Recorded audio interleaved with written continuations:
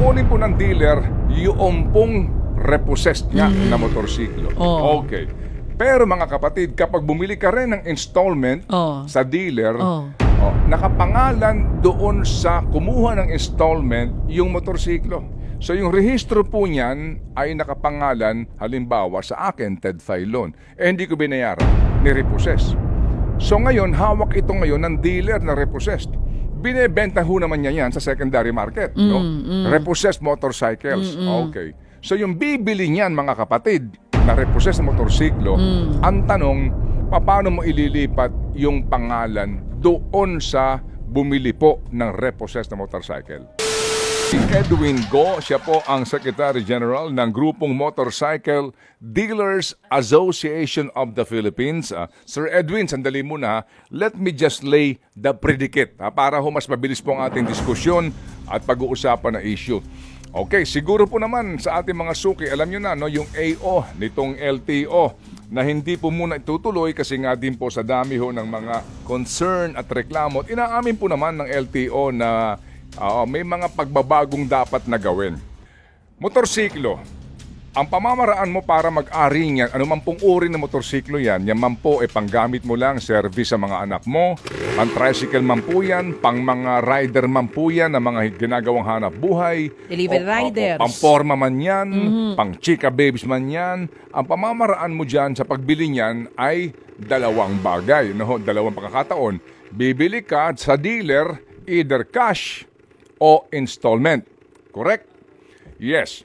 Cash or installment. Pagbili mo ng cash, walang problema, ililipat sa iyo ng dealer ang pangalan noong pag-aari niya sa kanyang rehistro. Alright?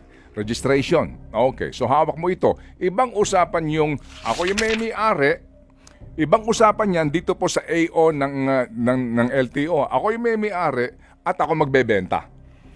Kapag dealer at bumili ka sa kanila ng installment, right, sa hulugan. Kapag hindi nakapagbayad po sa hulugan, yung kumuha ng motorsiklo, anong ginagawa ng dealer? Anong tawag doon?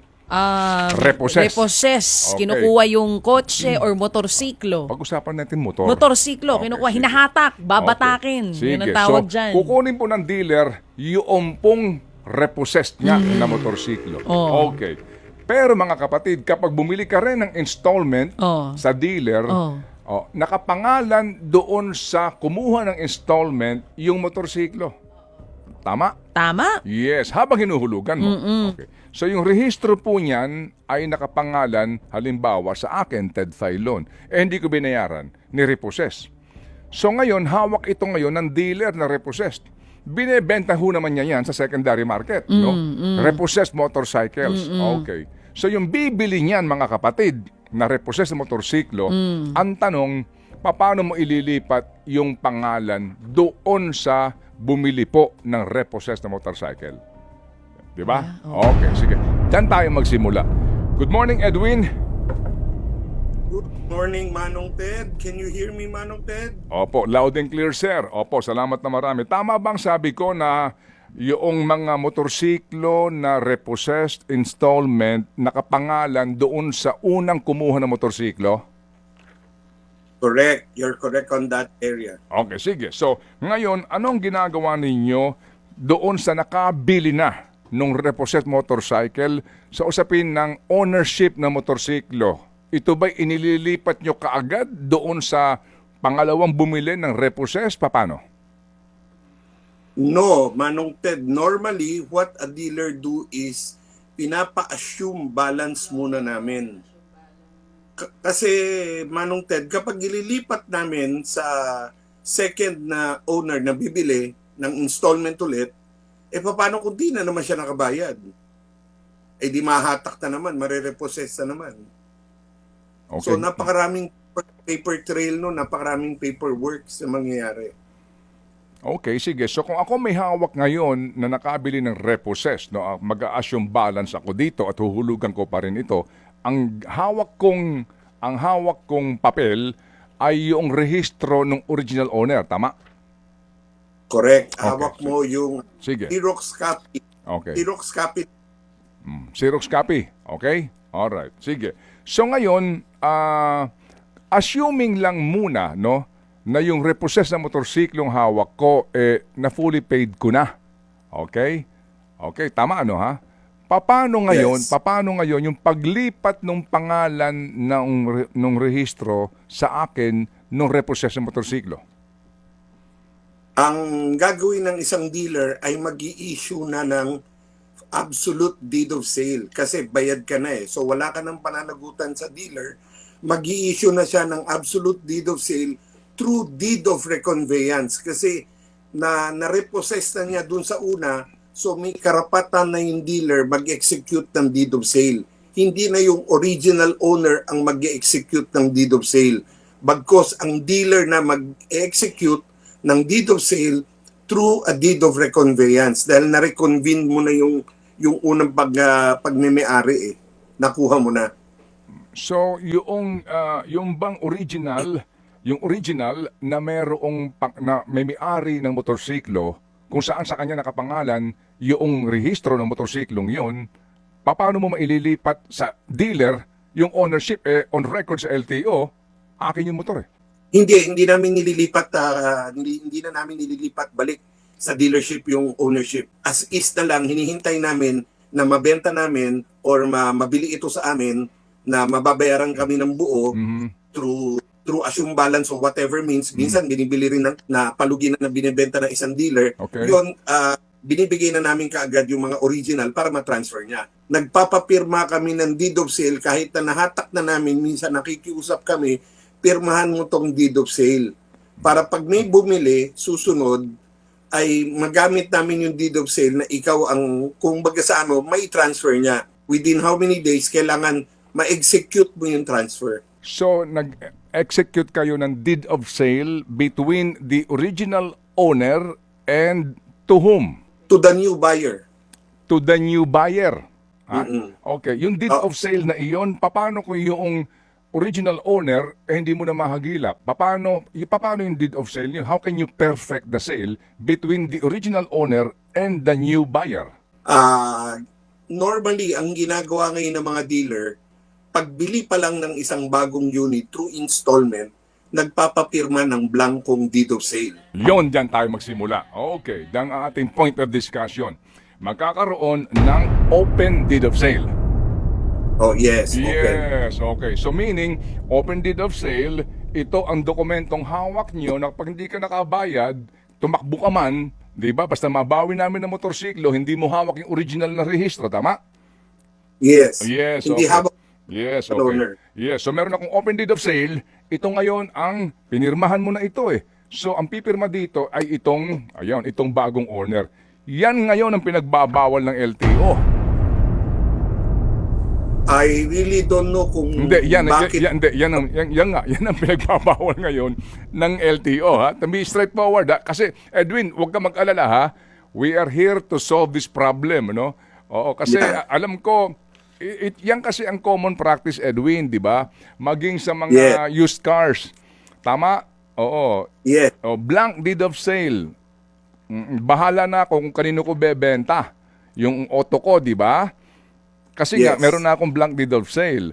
So, ibig sabihin yan, actually, yung reporting kasi dito pinag-uusapan within 5 days, yung yung seller, dapat mag-report sa LTO. Motor man yan o sasakyan o kotse, mag-report within 5 days sa LTO. Otherwise, 20,000 ang multa. Correct, 20,000. 20 days na dapat kapag meron na akong deed of sale, mairehistro ko. Kung hindi, 20,000 ang multa. Okay, sige. So yan ang common practice ngayon. Open deed of sale. Paano mo yung paglilipat nito dito sa pangalan ng bago nakakuha, ano ang magiging petsa ng deed of sale na iyan? Kung kailan niya natapos bayaran ang kanyang pananagutan. So tulad sa amin, mga dealer, pag pina-assume balance namin yan, for example, dun sa bagong transaction ng second buyer, it will take him, let's say, 18 months na lang to pay for the unit na ina-assume niya. So after 18 months, doon lang mag-execute ng deed of sale papunta sa kanya. Paano yun? Kasi under the law, ano ho, yung motor na iyan kapag na-involve sa aksidente o anumang problema, yung pa ring original na may-ari ang siyang mananagot. Yan ay nasa batas ngayon. Yan din ang concern nga ng LTO. How do you solve that conundrum, Edwin, kung yung may-ari hindi niya nahawak yung motorsiklo at open deed of sale? Paano yung pag-prove doon? Normally, kapag hulugan nila binibili, they sign a voluntary surrender paper. Okay. So meron silang hawak na kopya. For example, Ted, si partner chat bumili ng isang motor. Hindi na niya karan. Pero dun sa umpisang proseso, pipirma si Madam Chacha na yung mga documents kasama doon ay voluntary surrender. Okay. Na kapag hindi na bayaran, pipirmahan lang niya yung voluntary surrender. Gudas binabalik na niya yung responsibilidad o binabalik na niya sa dealer yung motor. So hawak na ulit ng dealer ang motor.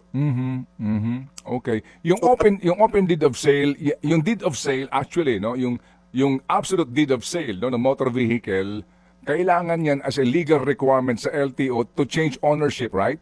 Yes, correct. At yan hindi pa pwedeng hindi notaryado, di ba? Yes, pag hindi notaryado, hindi may execute yung deed of sale na yan. At Kaya walang nagpapataryo muna ng open deed of sale dahil di pa nga malaman kung sino yung next na possible owner. Okay. Hindi malaman kung sino yung next possible owner. Sige, kung nabayaran ko na lahat, etc., yung deed of sale, paano notaryo ng notaryo kung hindi niya kaharap yung original owner? Hindi mo na mahagilap yon, hindi nasisipot yon. Di ba sa ilalim ng notary law, nakalagay doon, subscribe before me, dapat present yung parties sa notaryo? Ted, alam mo naman ang normal practice natin dito, pag may valid identification na may present, representing the original owner, that's already enough. That is enough, but that is not the requirement of law, right? I mean, to be straightforward about this, right? Yeah, ibang usapin yun, ibang usapin. Na, hindi mo maaaring sabihin ibang usapin yun, Edwin, kasi we're talking about, ito kasi nga ang gustong makorek ng LTO, no? Kaya nga pagtulong-tulungan natin. Kasi lahat tayo dito guilty, di ba? Kapag meron ka na ibentang auto, practically pumirma ka rin ng open deed of sale, di ba? Tapos doon, tapos yun, napanotaryohan sigurado ko yun kasi hindi pa pwede yung idaan sa HPG sa clearance at pati sa LTO kung hindi notarized, di ba? You know what I'm saying? Okay, sige. Yes. Yan nga ngayon ang gustong makorek natin. Paano na ito? Sige. So, yan po ang problema ngayon. Kayo mismo sa mga dealers ninyo, basically, hindi kayo nakonsulta dito sa AO na to? Actually, in passing lang, there was a talk about this, but it was not in-depth discussion. Kaya pati kami nagulat dito sa alituntunin na ito na nilabas ng LTO. Very exorbitant ang kanilang penalty. Kaya nakakagulat. Dahil sa dami ng repossessed unit namin, sa amin nakakarga yung 20,000. Okay, yun na yun. Sige, di ba? Kasi practically, sa pag-change nyo ng ownership, pagpaparehistro, late na kayo lagi, hindi na kayo compliant doon sa time frame na binibigay ng AO, right? Yeah. Kasi hindi mo malaman kung kailan may bibili, kailan may mag-a-assume balance ng repossessed unit mo Okay. Marami kang repossessed unit na 1 taon, 2 taon, 3 taon, meron pa nga 5 taon na nasa bodega. Ilang bang mga motorsiklo, meron ba kayong estimate sa inyong sector, Edwin, ang repossessed units? More or less? I will give a wild guess, no? Every year after COVID, nakakabenta tayo ng 1 million plus. Sabihin natin 10% doon. Kasi yun ang rule of thumb sa industry. Kapag ang test unit ng isang dealer ay lumagpas ng 10%, magsasara na yung dealer na yun. So, 100,000 yun, kung simula pa way back, siguro mga milyon na units ang nasa bodega ng mga dealers. Na repossessed, no? Oo. Siguro naman nabasa nyo na mabuti, no? Yung AO and then yung kanilang pagsasabi na hold in abeyance muna and the corresponding laws na pinanggagalingan ng AO na ito. What do you recommend? I would recommend that they put a timeline. Let's say, wag na natin iparetro kasi mahirap iparetro para bang maraming pwedeng isipin. Ito ba ay isang paraan ng pag-raise ng pondo? Marami kang pwede isipin, tama Ted, kapag niretro mo dahil milyon na units ka ang pinag-uusapan. siguro if you ask me on my personal opinion is lagyan na lang natin ng timeline, let's say 2025. Starting 2025, lahat ng repossessed unit, lahat ng whatever, i-report. Kahit na hindi pa nabibenta, pwede namin i-report o na-repo na namin na ibalik sa amin. Kasi yung pagbenta, question mark yun eh. Okay. Manong Ted, question. Mm-mm. To know when I can really sell that unit. Ngayon kung owner to owner yan, palagay ko, pwedeng i-report ka agad nung first owner at yung second owner, kailangan i-transfer niya kung yun ang batas. Oo. Walang problema. Pero sa dealer, malaking problema yan. Okay, sige. Kasi nga ngayon, ang narinig ko, no, as we speak now, they are watching and then they have a conference today para ilatag na ito. One of the proposal is gawing ng effective January 1 ng 2025, no? Hindi retroactive. Okay, sige. Assuming nga na gano'n ang mangyayari, ang inyong problema dito ngayon sa mga repossess ninyo ng mga nasa bodega at nandiyan sa inyong mga display center na maaaring ibenta, ang mga rehistro niyan doon pa sa original owner, may hawak lamang kayo ng open deed of sale at ilang pang dokumento. Hindi nyo yan din paano yun? So, lalabas din na kapag nag-transfer na kayo dito sa bagong owner, lalabas din na nag-violate na yung original owner nito for not reporting the sale, hindi ba? Yes, correct. Kaya nga sabi ko, maglagay tayo ng timeline, Ted. Maglagay tayo ng timeline. Sabihin, yung mga luma, i-absuelto nila yon. Amnesty. Yes, parang amnesty na lahat ng lumang modelo, hanggat hindi nabebenta yan, pag nabenta nyo, let's say in 2027, absuelto pa rin yan. Walang penalty yan. Kasi nga, nasa dealer yung motor eh. Hindi naman ito yung tumatakbo sa kalsada eh. May tanong ka ba siya, please? Yes. Sir Edwin, medyo curious lang ako, no? Kasi ito na nga yung nakasanayan at kalakaran dito sa Pilipinas. Sa ibang bansa, baka pwede tayo matuto on how they do this, yung mga repossessed units. Kasi from what I know, lease kasi ang uso sa ibang bansa, no? Hindi sale. Tama po ba? Ngayon, sa mga dealers na second-hand cars ang hawak, ano yung pwedeng gawin natin kung ganun nga po kadami yung mga hawak ninyong units? Yun ang siguro kailangan pag-aralan na ng motorcycle industry kung kailangan i-shift na from a sale to a lease. Yun, oo. Kasi that is two different carabaos na eh. Kasi yun nga pong ginagawa. Yung nabanggit nyo rin po kanina, may sinasabi po kayo, kung medyo nag-iisip kayo, ano ba, bakit biglang ginawa ito? Nagkaroon ng consultation pero hindi in-depth o discussion, hindi malaliman po yung pag-discuss. So they reached out to you, pati maging sa ibang grupo, ang LTO po, ukol dito sa AO na ito? I think hindi kami na kasama dyan. Like yung huling memo, yung pag-suspend at sa pag-ayos nila ulit, di ba? Maliwanag doon sa memo, regional director, district head, whatever, kilala. Sila lang ang mag-iisip niyan. So, magugulat na naman tayo, hindi kasama ang private. Okay. Sige.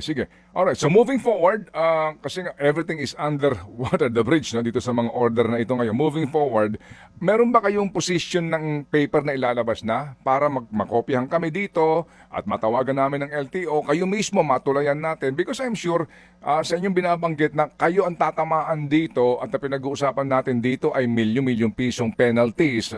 Importante na mapakinggan ang inyong panig. Anong balak niyong gawin? Magko-convene kami ngayon ng isang group within our group, no?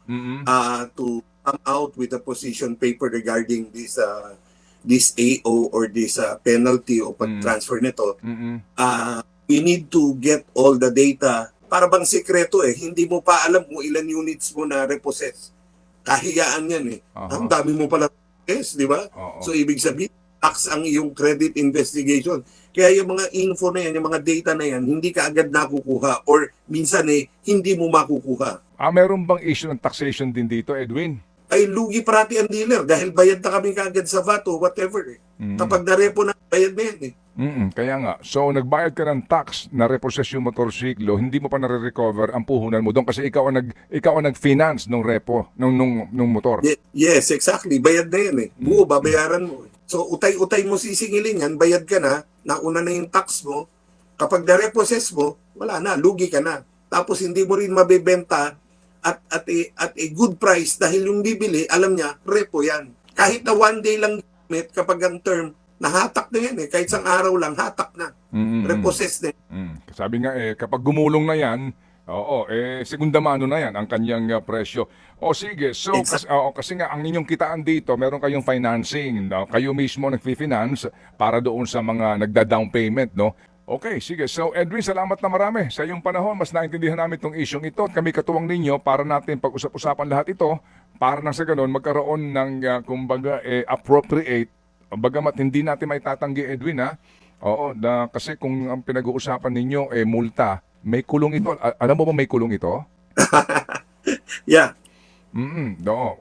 Kahapon na interview namin taga LTO, may kulong ito. 6 years lang naman. Kaya nakakatuwa, Manong Ted. So maraming lumalabas. I think all of this stem from the RA 11235, yung Motorcycle Crime Prevention Law. Yung author yata nito, malaki ang galit sa motorcycle user or owner. Doon nag-stem lahat yan eh. Well, anyway, naandyan na yan. Siguro maganda rin, lumapit kayo sa kanya dito sa mga author nito. Yung isa dyan ngayon, re-electionista pala, ha? Okay. Sige. So, ganito, Edwin, abangan namin yung inyong position paper at nasa ganun din, magawa natin to ng kaparaanan nga para maiayos ito na hindi naman po maparusahan ng lubos yung mga wala namang intensyon gumawa ng illegal, di ba? Opo, dito po nga Yes. sa pag-aari ng motorsiklo. Salamat, Edwin. Meron ka ba bang ibang mensahe?